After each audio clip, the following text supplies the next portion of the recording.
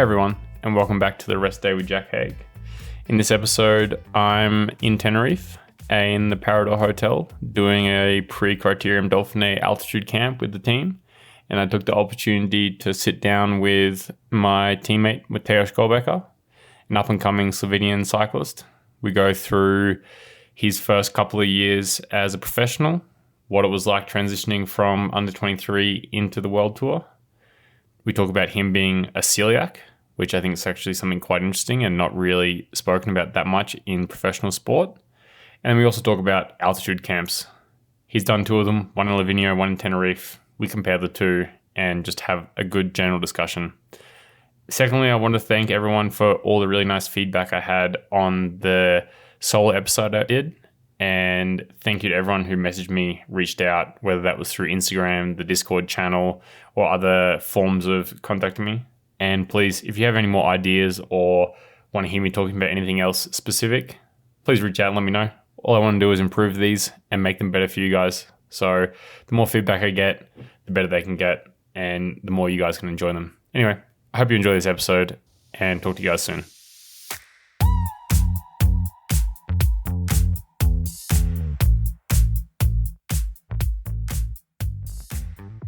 Welcome back to the Rest Day with Jack Haig.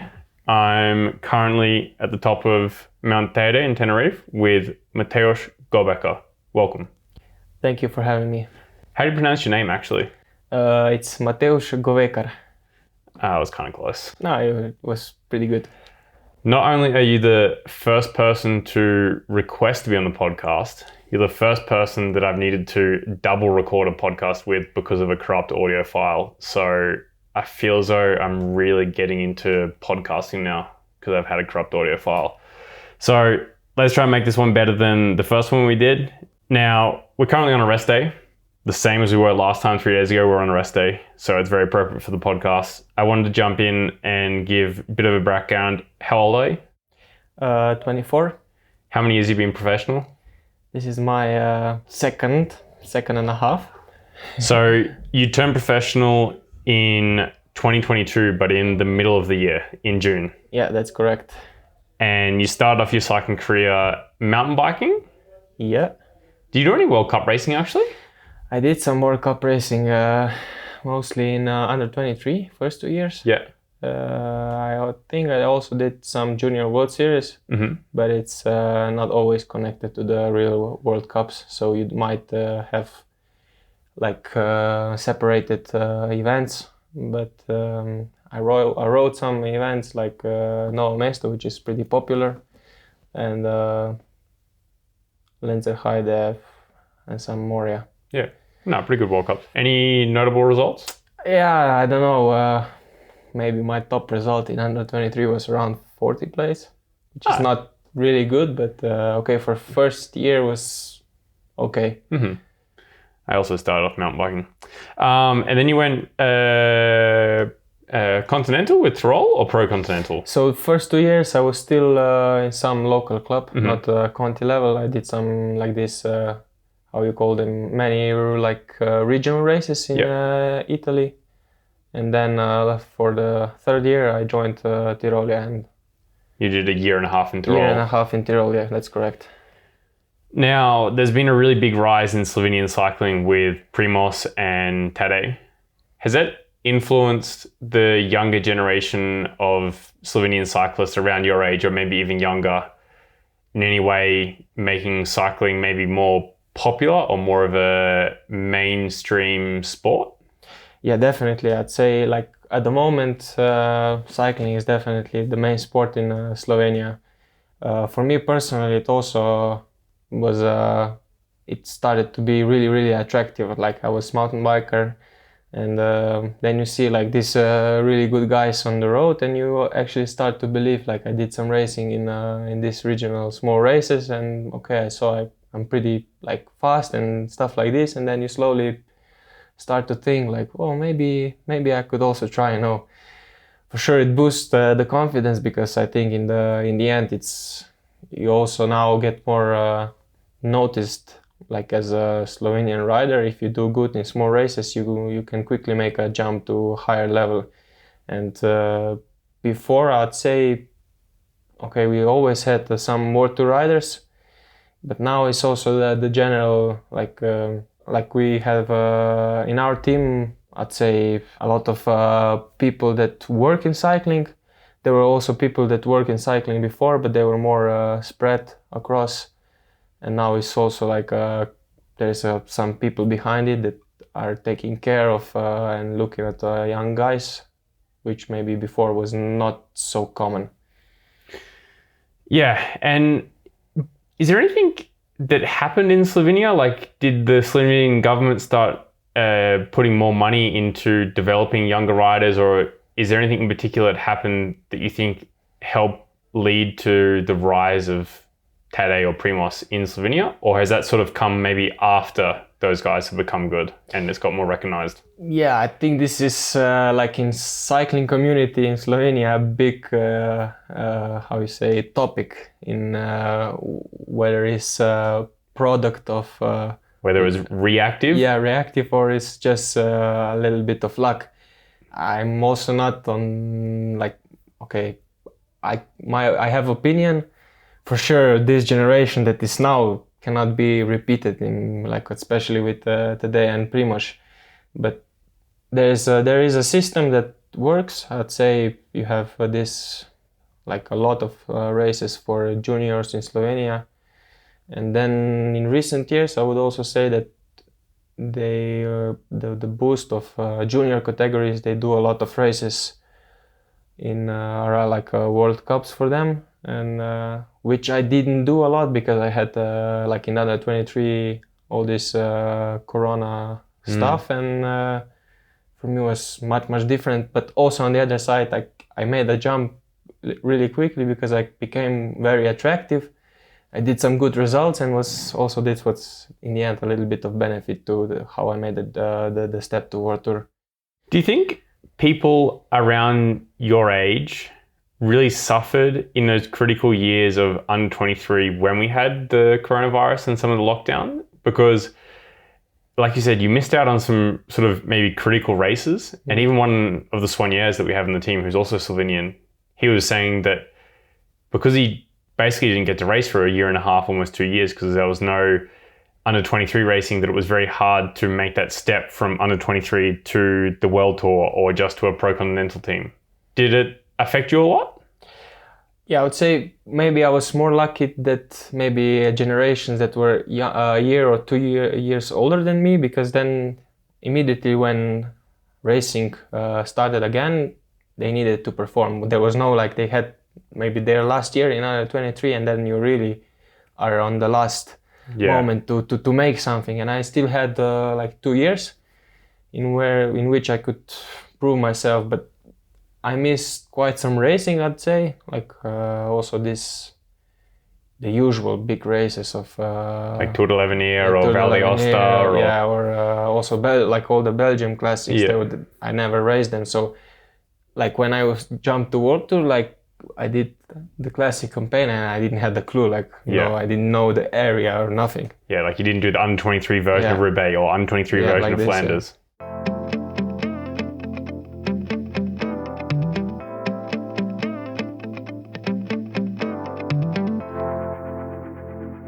Before we maybe get on to some of the World Tour results that you've had, I want to touch on the fact that you're celiac, and that not very many high-profile athletes, other than maybe Djokovic, or that I can think of, or we can think of off the top of our head, are openly celiac. Yeah, that's like I also only know Djokovic for sure. There are some others. But yeah, I have celiac from I was diagnosed at the age of 13, and I had problems already from when I was 10 on, and it took some time to figure out what is what is wrong, and after that my life did change a little bit, but also now I'm really used, and especially now being in World Tour. Anyway, nutrition is so important that it's really easy. Like for me now, I don't have to think at all anymore about preparing for races or something like this. In a sport that is mostly dominated by carbohydrates, pasta, bread, rice, do you think it made it harder to perform well at the lower levels without the support of, say, the World Tour, where we have a nutritionist and a chef, that sometimes maybe your racing suffered because you just didn't have the options, or people that were in the team didn't really understand what celiac was? Yeah, I would say I was always quite lucky. I had, especially in Tyrol, then also I had a nice Swanee that was always remembering and asking in advance to the hotel if they can prepare. Yeah, we are practicing a sport that is mainly driven by carbohydrates, but there is always an option of, let's say, not eating a pasta and just having a rice. Of course, sometimes if you do like Tour de l'Avenir and eating rice for 10 days, it's not the easiest for like mentally, but I'd say it's not gonna. It's maybe even better the performance-wise that. You don't suck it into the crostadas and everything for dessert that maybe aren't very good for performance. Anyway, but also something that I think I wasn't so aware of until we started spending more time together was just how much gluten was in things, and even things like oats or cornflakes or these kind of things where you think are gluten-free actually need to have a proper certificate, and there's a different gluten-free packet of cornflakes and a different gluten-free packet of oats, to the extent where when someone says that they're gluten intolerant, they can still handle quite a bit of gluten. But in your case, it's actually quite important that the bars that we have don't have any gluten in them, that the cornflakes that we buy are certified gluten-free, the oats are certified gluten-free. It's actually quite a bit more work than I expected. No, of course, I'd say it's not as easy as maybe sounded when I said it, that like you get used to it really quickly. For sure, it's a big change because let's say I can eat oats, corn, but this all has to be like, it's better that it's certified. Okay, maybe if I have it once, it's not the best, but I'm not gonna be affected immediately. But like on a regular daily basis and with the amount we are eating, for sure I need to have like 100% certified gluten-free stuff. And but yeah, it's quite important that you also like at home. Okay, now it's really easy because I live by myself and I have everything gluten-free, but also things like that, the kitchen where my food is prepared is clean and like that is separated a little bit. When you are traveling around and you are spending time in hotels, for sure you get a little bit of contamination, but where they know, like when I ask in the hotel and they know straight away, then you can be really confident because you don't need to explain like what is a celiac disease, that it's not like just gluten intolerant. Yeah, gluten intolerant, and you need to be careful. Yeah, because you were telling me even a story that even though the nutrition products were sponsored by Never Second, that the ingredients in the bars don't contain any gluten. You were saying you've heard stories of people in the past that have maybe been having a sports nutrition bar that the ingredient list doesn't include gluten, but then they change the factory or the manufacturing process and there's some kind of cross-contamination and they're getting some gastrointestinal problems, and it takes them a really long time to figure out what's wrong, because they're like, I've been having these bars for 2 months and I've been fine. Yeah. And then like it can't be the bar. All of a sudden like the production line changes and you're starting to have problems, and like it adds up. The longer you do it and you're not 100% careful, or not, in this case it's not being careful, but you just don't know that you are eating a product that is actually changed, that it has some gluten. But this can happen, and I think this is the biggest problem if you're not careful, or there's something changes, and then let's say you eat every day is some product that is like, for me, sports nutrition, and you eat so much of it that in the end the whole amount of gluten you eat is really high, you know. Yeah, imagine like you eat 30-40 bars in a week if we're training 25 hours a week, and then each one of those bars contains a tiny trace amount of gluten. Okay, if you have 3 bars in a week, maybe it doesn't make a difference, but if you have 40, sure it doesn't make Have you ever had it affect a race result before? Or like affect you in a race where you've mistakenly had something happen or there's been some cross-contamination? Like I had sometimes, especially a few years after I started, like when I was diagnosed, I think was still like my body was a little bit recovering, and if I had a really small amount of gluten, I got like this, like almost a cramp in a small intestine, and was maybe it could hold like for 3-4 hours. But I was also in the moment when I was still like growing up and the body was developing, so it's hard to Correlate. really, correlate what was it, but I would say maybe a few times it happened, yeah.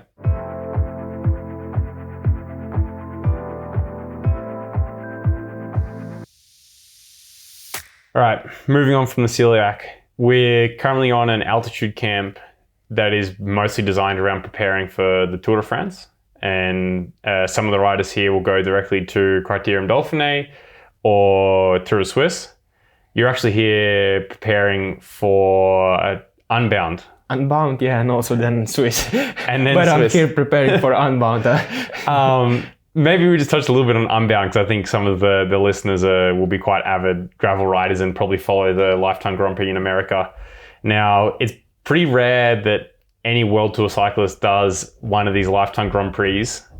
Maybe some of us have done some of the UCI gravel events in Europe or Gravel Worlds. You did Gravel Worlds last year and you were 15th. Yep. But Mate, he actually won. He actually won, yeah. And part of that and part of some of the sponsors we have, including Never Second and Rita, they wanted to send a group of guys from the team to Unbound this year. Yep. Now, not only do you have a bit of a ridiculous travel plan to get from Tenerife to Unbound and then back to race Tour de Suisse, how much gravel racing have you actually done? Yeah, I did only last year. Only Gravel Worlds? Yeah, but I'd say I did it pretty well. Oh, you're 15th, so it's not so bad. Not bad. In the end, was also a lot about the legs, so was really hard race. Like I have to say, was one of the hardest day on my bike. It's really different discipline. Like also, I did a little bit mistake in the last year Gravel Worlds. I was racing it as a road race. Mm-hmm. And I said, okay, here is Mate. There was like also some other really good climbers there. And like Van Aert, and I said, maybe I try to go in the breakaway from the start. But on this race was like, there you also meet some, not water riders, and there were just guys behind it that were chasing me.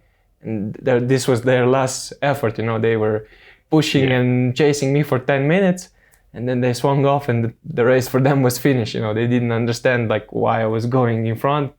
So, okay, but this I could predict and I could say a little bit, but I really look forward to Unbound.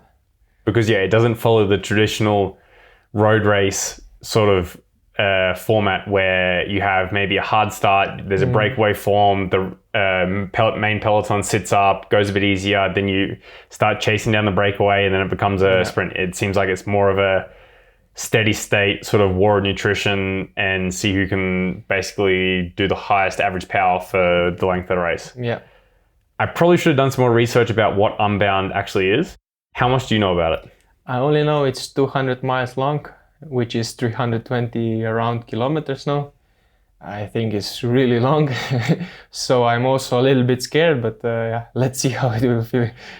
So I know a little bit because I follow a little bit the Lifetime Grand Prix. I actually raced with Keegan Swanson, who's probably the guy that dominates all the races and has won quite a bit. And then some of the other riders, when I was racing mountain bikes in on 23, I was competing against them.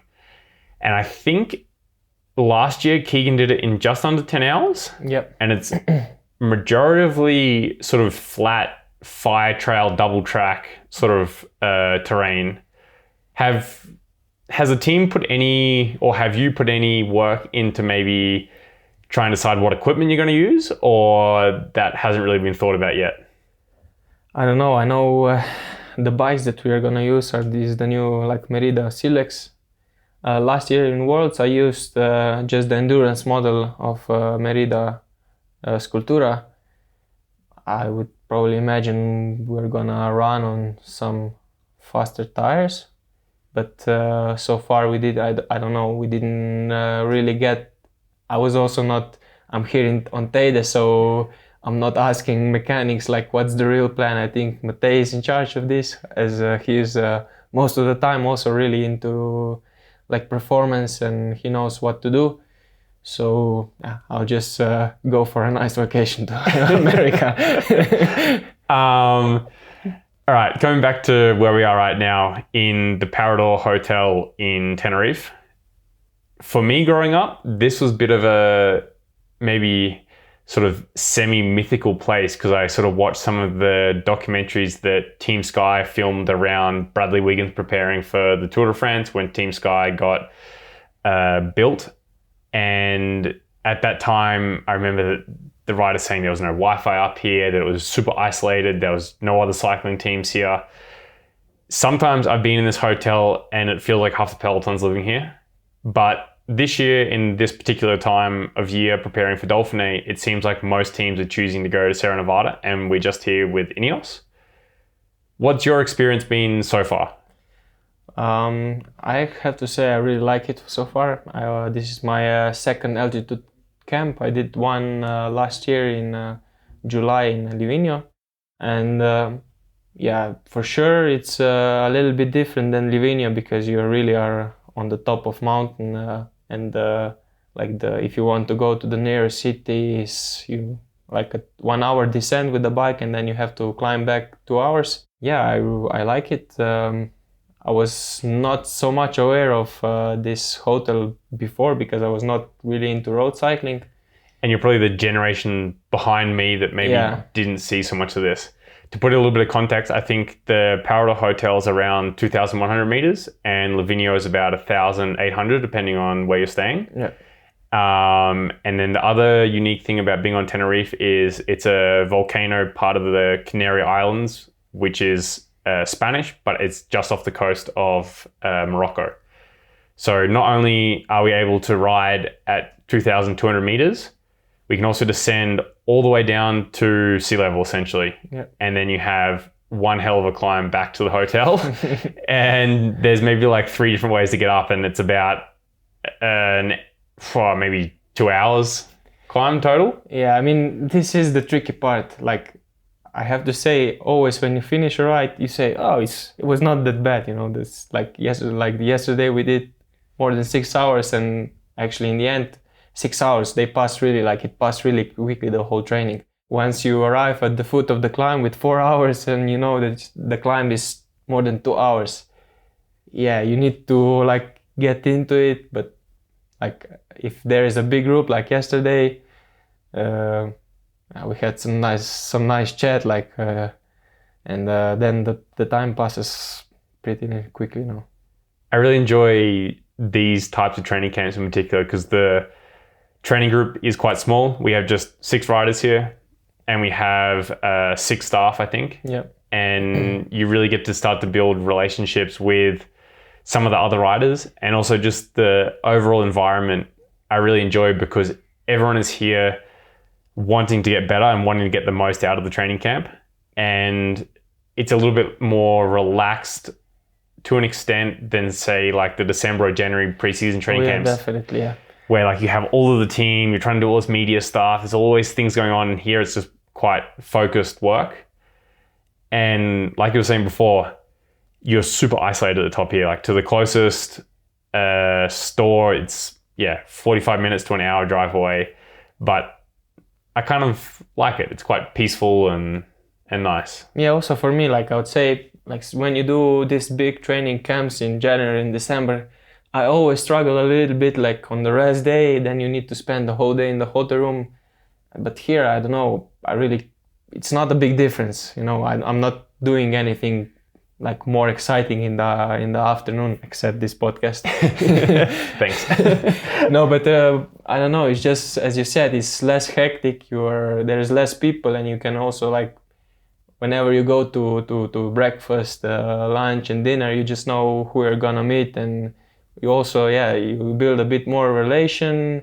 Whether on contrary, then in December and January, there you have all cyclists, and you also mix every day, and you always need to be a little bit more alert, like, okay, I'm gonna speak with this guy about this. No, it's more going on, more joking and everything. So, okay, it's not that I'm introvert or something, but sometimes also it feels nice that every day who you're talking to. Yeah. And I think it just gives you time to get into more in-depth conversations about certain subjects rather than just constantly having like surface conversations of just basic stuff, because you're always changing people and always seeing different people. Everyone's so busy. This being your second altitude camp, what are you looking to get out of the training camp? Do you change anything when you come to the training camp in terms of your nutrition, your training, or even just your general approach?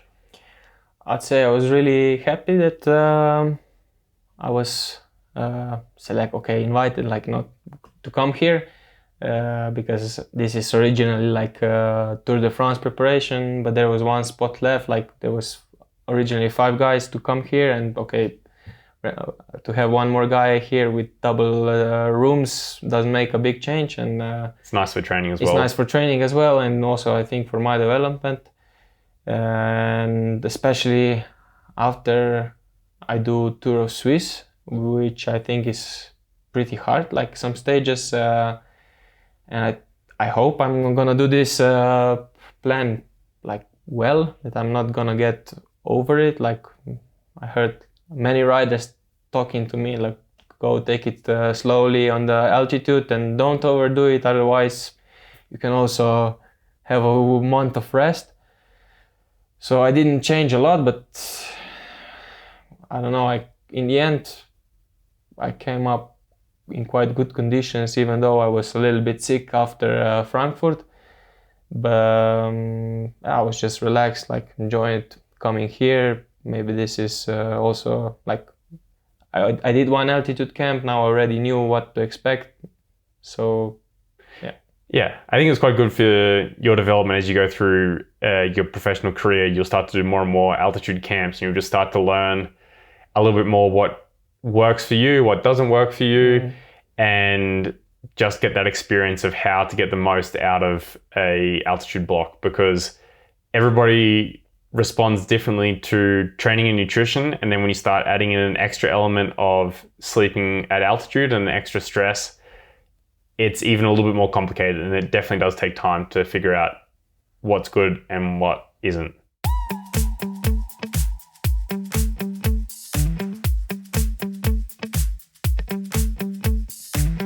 Now, you were speaking about Tour of Swiss being quite a big race. Your second race with the team, because you did Tour of Slovenia as your first race. Yep.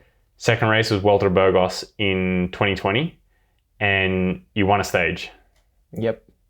Pretty nice way to start off with the team. Yeah, I really didn't expect that. Was still one of the best memories, like, because I came to the second race. Then I did Tour of Slovenia, but then there I met Matej, which I already knew a little bit, some other riders, and then I did Burgos, and was already a nice ambience. When I arrived there, we won with Santi first stage, and it was really unexpected, because before this stage people said possible breakaway, maybe you try. I really got into a breakaway, was from the start really big, then I made a selection into a smaller group, and in the end I was, I'd say, quite lucky that I was with people. It's also easier because they don't know you, and the finish was still in 1.5 kilometer uphill, so if somebody really had the legs and would go a block from the bottom, maybe I would already struggle. But with 7 people, we were all looking a little bit at each other, and I was really confident, let's say, if we make it all together to even last 500 meters, I'm not gonna get dropped. I'm for sure staying there, and I can win the sprint. So really nice memories. Now, I think when neo pros or new professionals come into the World Tour now, there's a much different expectation on them than when I turned professional. When I turned professional, there wasn't really any expectation to get results straight away or even really do well. I think as long as you provided some kind of use to the team, whether that was getting bottles or just showing that you were enthusiastic, that you were polite, that you were being part of the team, that was already enough for the team in that first year that you were professional. Whereas I think now with this new generation of really good young riders stepping into the World Tour and automatically getting results, sometimes teams can have maybe unreal expectations for some new guys coming into the team. Now, you came into the team, you won in your second race that you did. Did you feel any pressure afterwards to continue performing at a really high level? Yeah, okay. Maybe not from the team, but also like an internal pressure because of what other people have done. Yeah, I'd say now it's different. Like, people arrive to World Tour and are winning races. So I was kind of having the same lead into it. But putting into perspective, this win was, okay, Vuelta Burgos is a really nice race and many World Tour teams are there. But still winning from that breakaway, the level in total was like there was a short stage, and still it was hard to win. It's not that anything was guaranteed, but afterwards, when I did first World Tour races, I saw that okay, this like win in Burgos was nice, but the level just to race in World Tour is much higher, So then for sure when I did my first year, so in the next year, like classic campaign, I was much more surprised. I said, okay, maybe there's a lot of work to do. But I never, let's say, okay, at some point you also feel a little bit pressure from the team that, but it's more like that they are encouraging you, that they believe in you because you did something nice already. And I never was, let's say, too much stressed.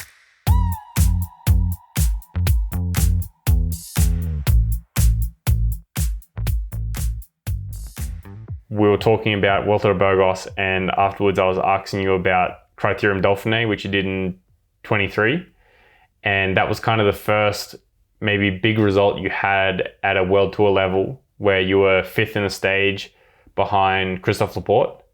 And what kind of confidence did that give you going forward? And sort of just in that first year and a half you've been professional, it can be quite hard to understand whether you belong in the World Tour or not.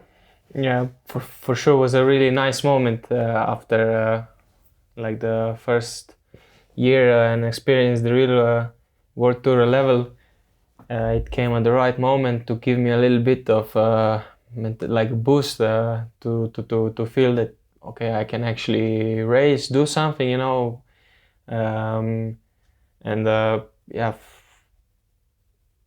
I would say I always had still, maybe also when I was a little bit bothered by how the things are going, you need this like just this confidence boost, and then afterwards you start to, okay, I'm actually doing like maybe really okay, and I just have to keep on going like this, and something should arrive.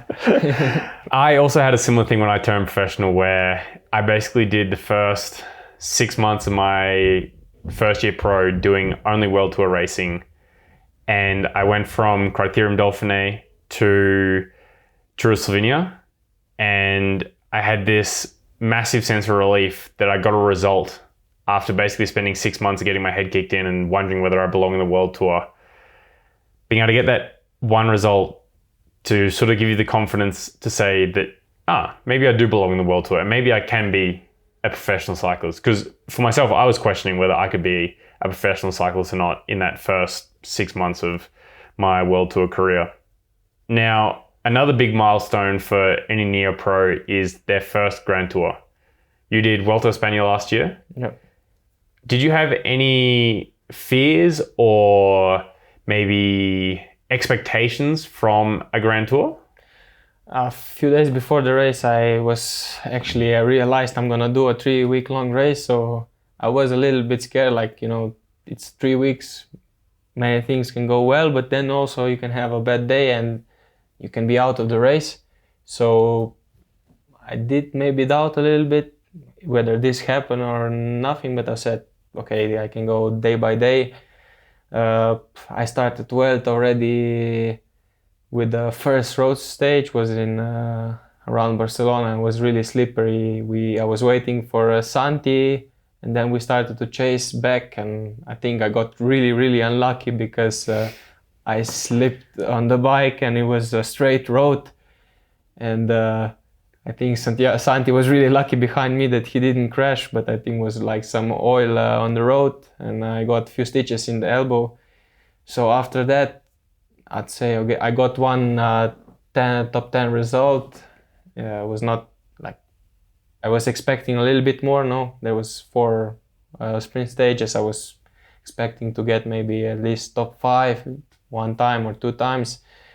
But I was also a little bit suffering from this crash. Yeah. And also I got a little bit sick, so I experienced all, but I also had some nice days where I helped the team.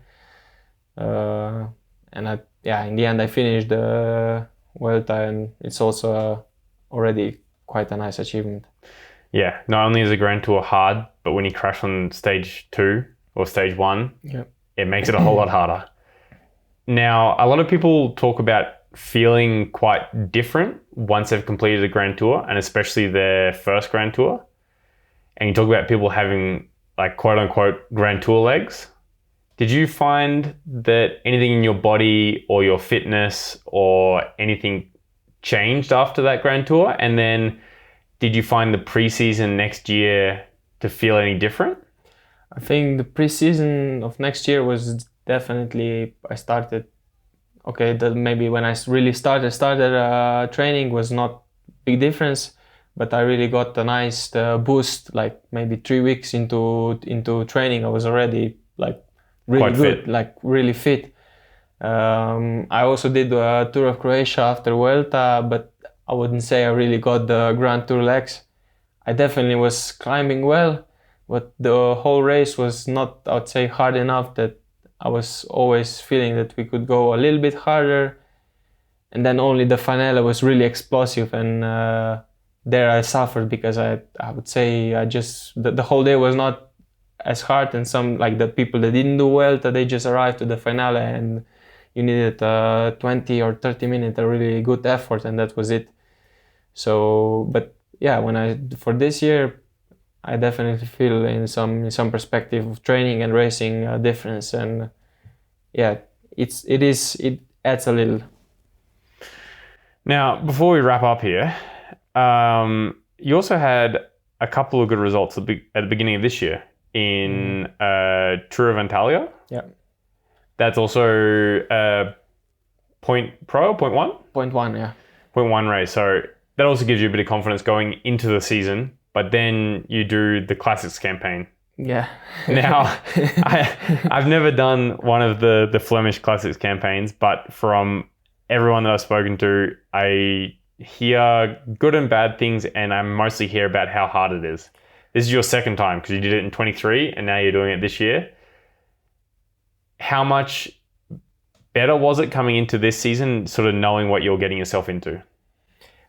It was definitely like I was prepared. In the end, was still not great, like not a huge step. There was a small step, but yeah, this classics races are really.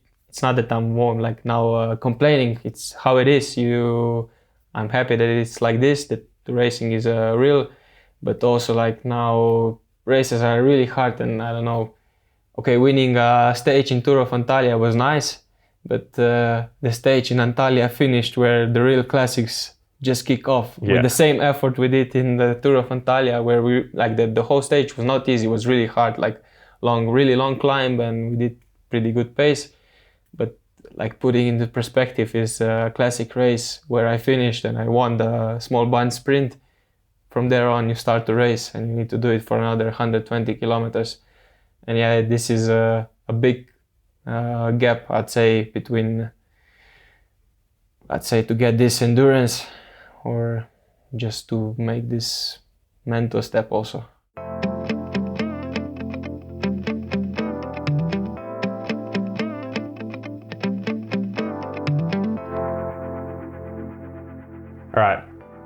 what are your goals for maybe the rest of the season going forward? And then we'll probably wrap this up and head to dinner. I would say first, I really look forward to Unbound, but I'm more focusing also on Tour of Switzerland, because first two road stages are pretty hard, like maybe almost on the limit to hope for a small band sprint. But I found some nice legs in Romandy already, and I'd say if I do this camp well, I'm really looking forward to race. All right. Well, hopefully everyone got a bit more of an insight there into Matevž and can follow him a little bit more the rest of the season. Now, quickly before we go, because we're running late for dinner, what are you having for dinner? Yeah, that's the question I never remember. I always struggle to remember. We need to write down lunch and dinner options, what we want to choose. And I think I chose chicken and sorbet for dessert. And potatoes or rice? I have a mix, half. All right. Maybe I'll get Fred on the podcast later on and we can discuss more in detail about the hotel and this training camp, and you'll understand a little bit more about this whole menu selection. Or about the haircut I just did to him today. Yeah, not only is Matevž a really good podcast guest, but he's also delving into professional haircutting. Yeah. And Fred is now rocking a beautiful fade. Quite short. I'm worried he's going to get pretty sunburnt. Buzz cut. Yeah, he's probably going to get pretty sunburnt next couple of days. He is British and quite pale. Yeah. All right. Thanks, everyone. And I hope you enjoyed this one. Please feel free to reach out and give me any feedback on the Discord channel, or follow Matevž on Instagram at Matevž111. Whoa. Or myself. Anyway, thanks, guys. And I hope you enjoyed this one. Thank you.